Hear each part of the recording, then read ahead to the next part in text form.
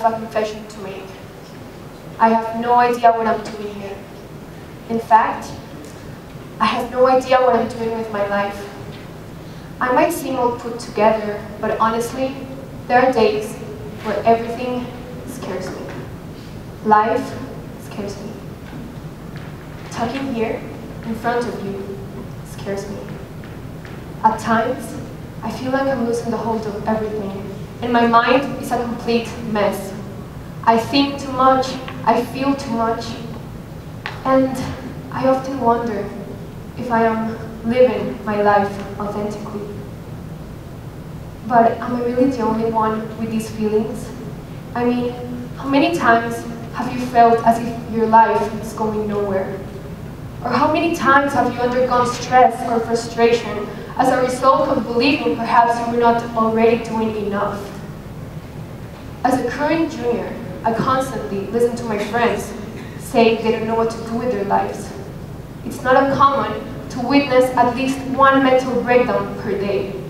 And the reasons vary from the typical school is killing me to the I feel completely lost and lonely. And the truth is, many of us feel disoriented at this point in our lives. This is the age where we start to follow the path of expectations and fall into a type of invented self. A self where we follow someone else's path, start wearing someone else's clothes, practice someone else's hobbies, and as a result, begin wearing different masks with the objective of fitting into the mold of society. This is the story for many adults. They start working and doing something for their lives, and many times have no idea if they're truly happy, or if they simply have to continue working and making a living somehow, because they believe there's no other way to survive this world. Sometimes, we're too afraid to do what we love and prefer to blend in just to be accepted.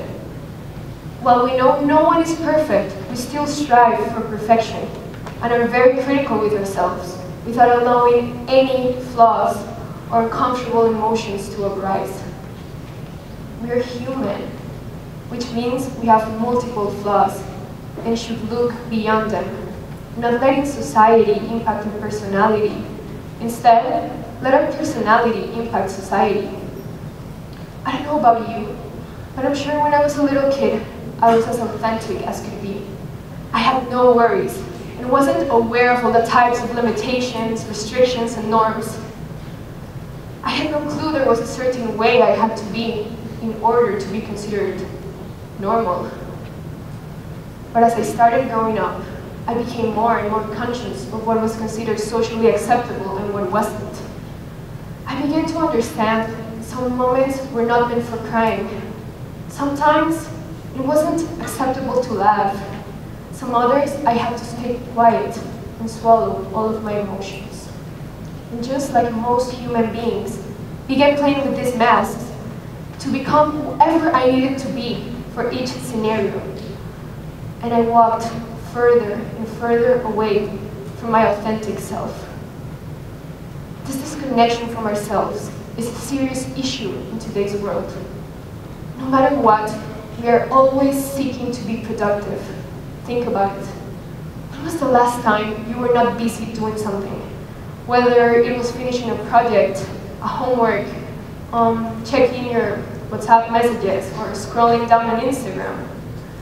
When was the last time you gave yourself permission to be fully human?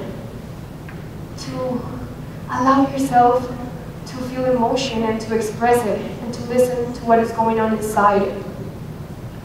Right now, I'm sure we all have a lot of accumulated emotions we're not even aware of. Every day, every hour, we go through different sensations. It's fascinating how we can be feeling completely euphoric at one given moment, but the complete opposite the next, and then feel something completely different after. But as some of the most uncomfortable emotions we may experience on a given day, such as sadness, grief, anxiety, frustration, come around, we barely recognize them and shove them inside while distracting ourselves from any pain. Well-known Chilean author Julio Olaya mentions in one of his books how we have ultimately become alienated from ourselves, particularly in regard to our emotions and our bodies. He says how we have then expanded our technological capacity of communication and lost our ability to speak from the soul. 3 weeks ago, I was at a workshop, and the central theme was emotions. On the first activity, they asked us to close our eyes, to breathe, and to simply allow any emotion to come through. About 6 minutes had passed, and I felt nothing. But suddenly, my body began trembling, and I felt an immense need to cry. I had no idea what was going on, and my first reaction was to stop it, because I didn't want anyone in the room to see me that way, vulnerable.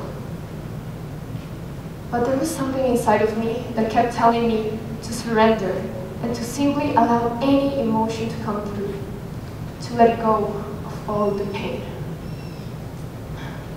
After this whole process, I felt free, as if I had liberated myself from a massive layer of skin that was covering up my entire body. I never would have imagined there was so much stored emotion within my heart. Because it is very easy to get carried away with our day-to-day tasks, our work, our families, our friends, our looks, etc. And in doing so, we're leaving behind the most important relationship we need to cultivate, and that is the one with ourselves. Today, at some point, I want you to close your eyes and to listen to what is going on inside of you, and maybe, just maybe, connect to your heart. Because being stoic to emotion is like using a temporary patch to fix a flat tire. You're not really fixing the problem. You're just ignoring it until it becomes so massive, you decide it's time for a new tire. Being vulnerable and authentic is one of the most courageous inner battles we will ever face. Getting to feel our wounds is not easy, but it will give us better understanding of what we need to heal in order to live in congruence to our passions, our dreams, and stop living someone else's life. Many of us will keep changing over the years we have left in school. Some will change friends, hobbies, some will change dreams. But what we should never change are the traits and gifts that make us the best version of ourselves we can be. So how do you live your most authentic life? I know what many of you are thinking. It's hard to be yourself in this world, and I feel you. But as research professor and author Brené Brown once said, authenticity is a collection of choices that we have to make every day. It's about the choice to show up and be real, the choice to be honest, the choice to let our true selves be seen. The quest of our essence will never cease to exist. As such, we have to be open to constantly being shaken up by life and transformed all over again. You'll be perplexed of all the incredible things about you when you allow life to flow like a river and guide you into growth. I have died. I have died so many times, I have lost notion of them. I have shattered into a million pieces and crumbled upon the beliefs I once stood. Again and again and again. I have died only to meet my most unwanted, hidden, and most beautiful parts. I have died only to get a look of what my true, authentic self looks like without all the layers I have created over the years.